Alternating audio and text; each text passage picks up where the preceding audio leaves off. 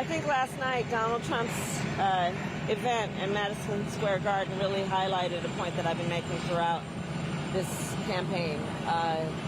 He is focused and actually fixated on his grievances, on himself, and on dividing our country.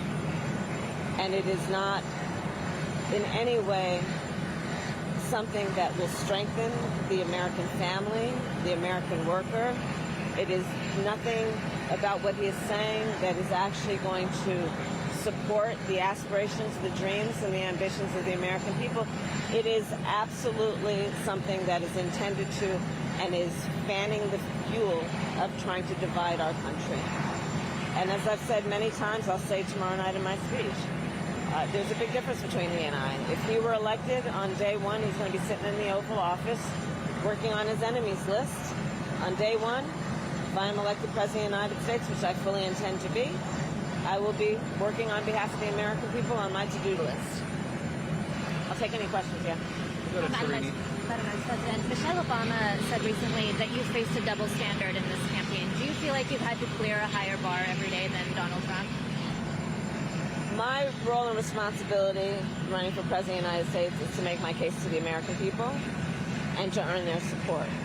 And that is why I'm spending time traveling the country to listen to folks and to talk with them about my plans for strengthening our small businesses, my plans for helping people with home ownership, my plans to help young families with children.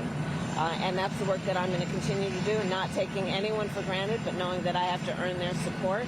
And my plans and policies, including economists who have reviewed them, point to one fact, which is that my approach will strengthen America in many ways, including our economy.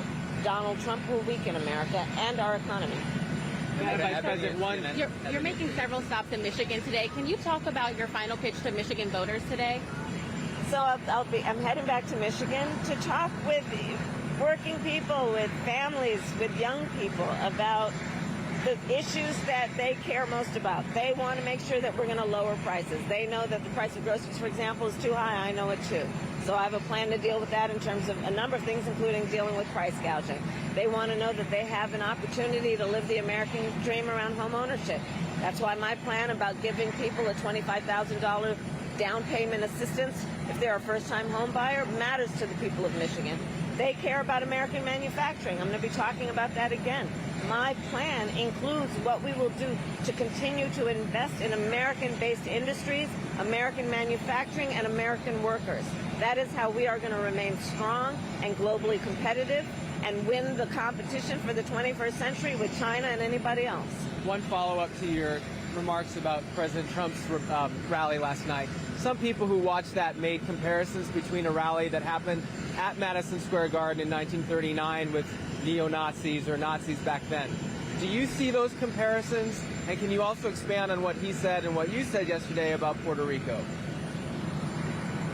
Donald Trump this is not new about him, by the way. What he did last night is not a discovery. It is just more of the same and maybe more vivid than usual. Donald Trump spends full time trying to have Americans point their finger at each other, fans the fuel of hate and division, and that's why people are exhausted with him.